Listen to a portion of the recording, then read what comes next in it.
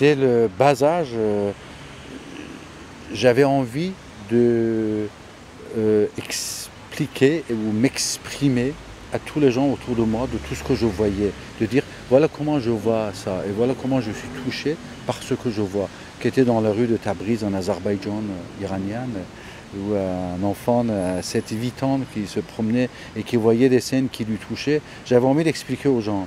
Et à un moment, je me suis rendu compte que c'est pas par les mots que j'arriverai à expliquer, c'est par l'image. Et c'est venu, je dirais petit à petit, mais sûr. J'étais persuadé à l'âge de 14 ans que c'est la photographie qui sera mon moyen d'expression. À partir de cet âge jusqu'à maintenant, je n'ai jamais cessé de photographier, d'une part, mais d'autre part, plus j'ai photographié, plus j'ai vu l'importance de cet médium et le pouvoir que l'image a pour raconter des histoires. Et je crois fortement encore que la photographie, c'est une vraie vecteur de changement social. Le choix que moi j'ai fait, c'était d'être la voix de ceux qui n'ont pas de voix. Et qui sont les gens qui n'ont pas de voix? C'est les gens qui sont pris dans les guerres, dans les conflits, dans les camps des réfugiés, dans les misères, et que, incompréhensible ce qui les arrive. Ils ne comprennent pas ce qui leur arrive, et même nous, en réalité, il faut un moment poser cette question à tout le monde, en disant pourquoi toutes ces guerres? À qui profitent toutes ces guerres?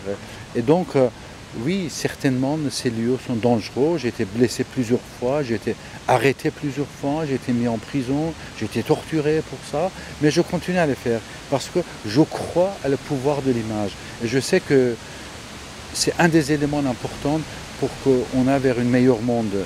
Donc, ma vie personnelle ou le danger dans lequel je vis finalement, comme des millions d'autres gens qui vivent dans le danger, ça n'a pas d'importance.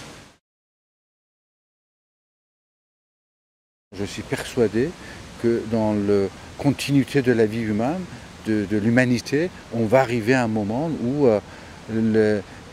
en retournant en arrière, les gens, dans 500 ans, ils vont dire nos ancêtres du XXIe siècle, c'était des barbares, et au lieu d'utiliser leur argent et leurs finances pour l'éducation de leurs enfants et pour la santé de leurs citoyens, ils faisaient des avions de chasse et des roquettes et des armements pour se tuer.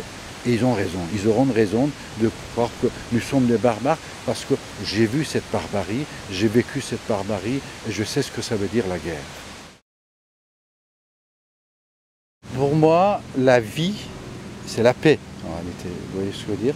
La guerre, ça n'est qu'un moment passager dans l'histoire de l'humanité, dans l'histoire de l'homme. Et c'est pour ça que ce passage, de passer de cette guerre, je dirais, qui est destructive, qui est mauvais, et vers la paix, il faut avoir une idée de poésie dedans. Il faut avoir un regard de poète vers la beauté de la monde, vers la beauté du monde, pour qu'on puisse emmener les gens finalement à haïr la guerre. C'est ça que j'essaie d'expliquer. C'est ça que j'essaie d'emmener avec la poésie, attirer les gens vers la beauté, vers la paix.